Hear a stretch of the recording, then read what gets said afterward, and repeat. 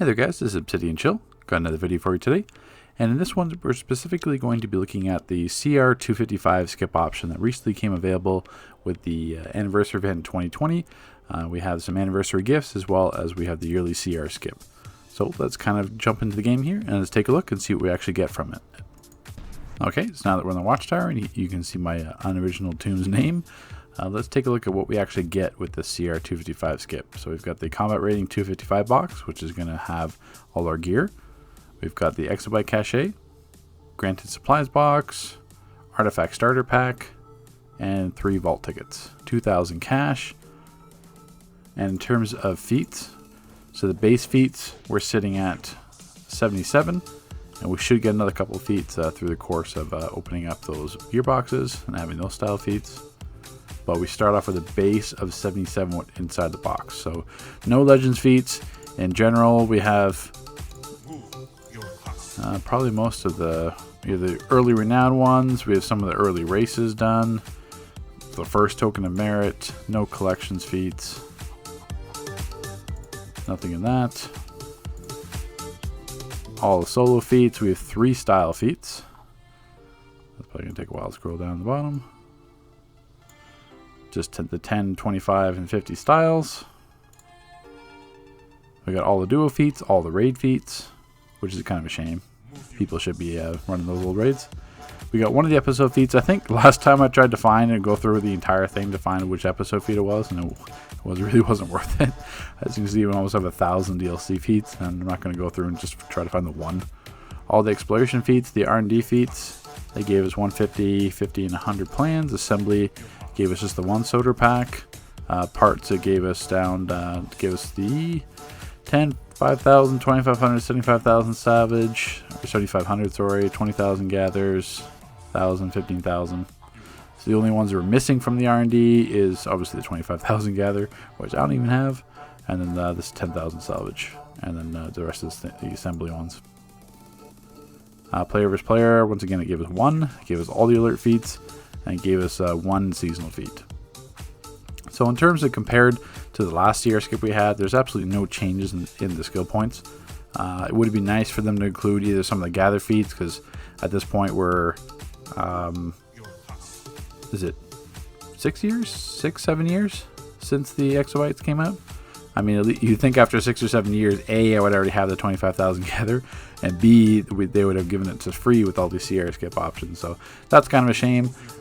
In terms of the Legends PV, they should include some of those feats as well. That's just ridiculous, unless they're really trying to force players to run that. But that's a topic for something else. So in terms of getting back to what we actually had, we can jump into the box here.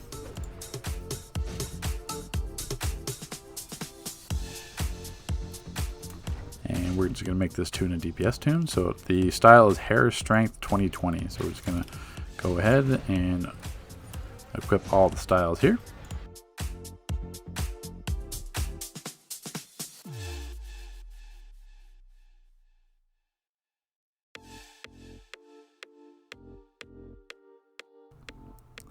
Okay, so in terms of the Hair Strength 2020 style, that's what we have here.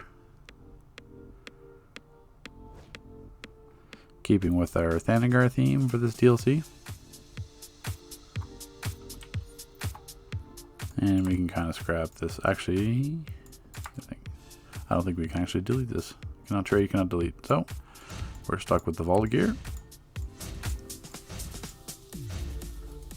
And the exabyte cache. We have 4 of the golden exabytes. So the issue with, not so much the issue, but the downgrade to this one is now that you can only do 1. Before it gave you 8, now it only gives you 4. Most likely because it's going to give you a higher rank. So instead of giving you 8 high rank ones, they're giving you 4. So that means you have to choose 1 role. You can't choose multiple ones. So that's kind of a bit of a drag there.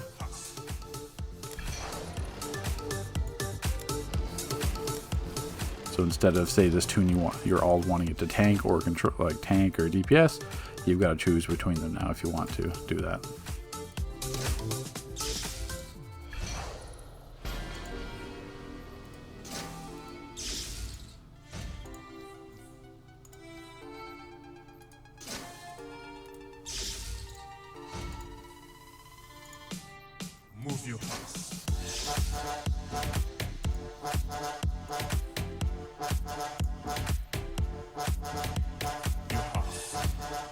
And in terms of our granted supplies box, we have some bank products, broker, mail, radar enhancers, which will be for collection nodes, portable workstations, and the 24 ultimate colas.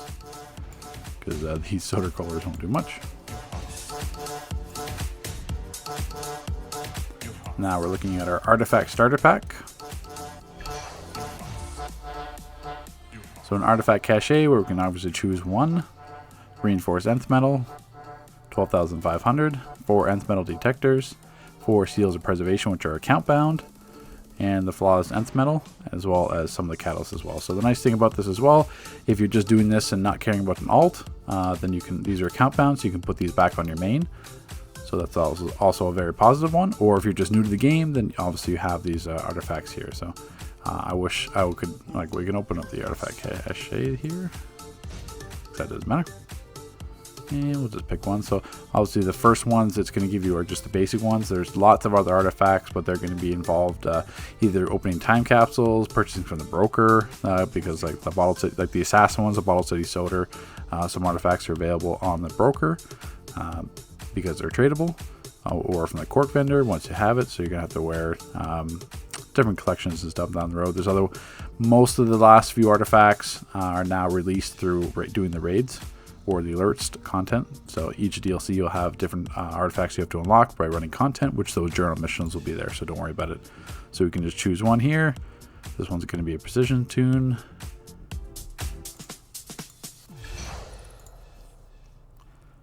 And this is the universal messaging system.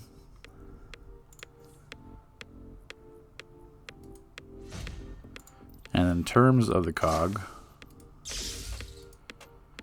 this would be roughly enough XP to get it to 120. You don't have enough catalyst to break through to 120.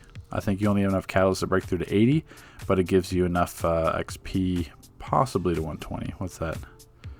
37, 2,500. No, that's correction. That's not enough for 120. That's only going to be enough for rank 80. But it gives you a starting point. So in terms of what feats we had, we just earned some new ones as well. So that puts us now at 78 skill points just from doing that. You would get, I think, no, I don't think you're gonna get another skill point from me doing the artifacts if I did actually level it up. So I don't think we're enough speed points. Possibly you get to 79. By just opening the pack. But I mean, at the same time, your CR255, so yes, you can queue up into pretty much any of the new content. So we can do anything up to including Justice League Dark, so Fellowship the Arcane, Shattered Gotham, Atlantis, Crown, The Machine, Hive, and obviously the older tier 8 stuff. You just can't do Metal Part 1 and Part 2 because your combat rating is going to be too low, but the minimum CR is 264, so it's very quickly you can move into the tiers, and up to 276 for the new content. But same thing, there's at CR255 there's plenty of content that you can run through in the game. And then currently, if you're watching this video while the event is going on for the anniversary, then all the open episodes are open to all free-to-play and premium players. But that's just temporary. So you do get a lot of bang for the buck for the CR255 itself, but the skill points itself is very low. You can very easily earn skill points in this game, but starting out at 78 or 79 is very, very low. You can't even completely spec your tune. So realistically, you want to be sitting at least 250 skill points to do any kind of meaningful things in end tier content, especially the newer stuff. Most people are sitting at, not I'd say most people, but most people are sitting at mid 300s. Most of the top 10%, 15% of the game, if not more, are sitting at about 500 skill points.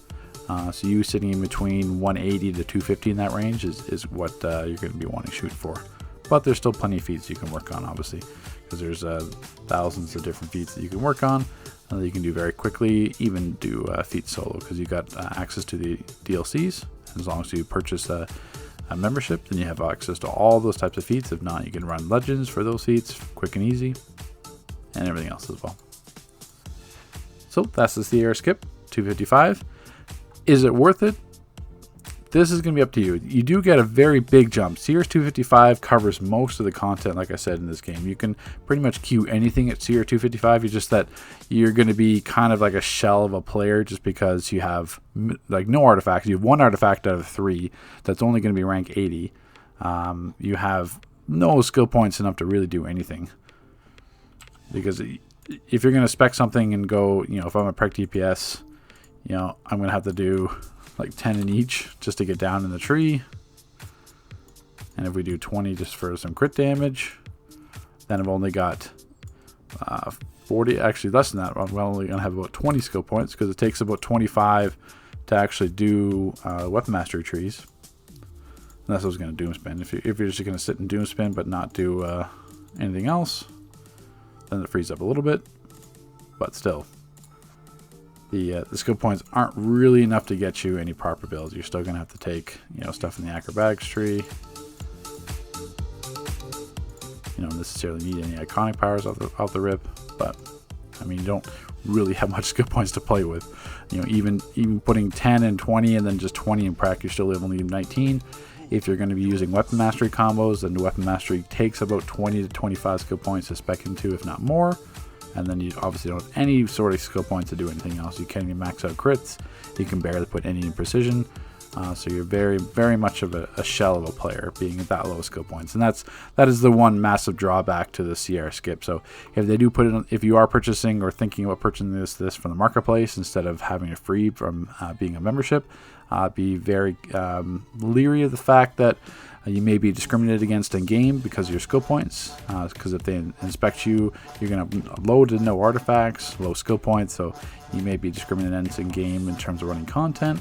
And you don't have access to the type of stats you're going to need to be successful in this game off the bat. So just be wary of the price. If it's going to be $30 to $40 for this, you can have a more rewarding experience leveling up through the game normally. Getting to CR255 and you're collecting a lot of feats along the way.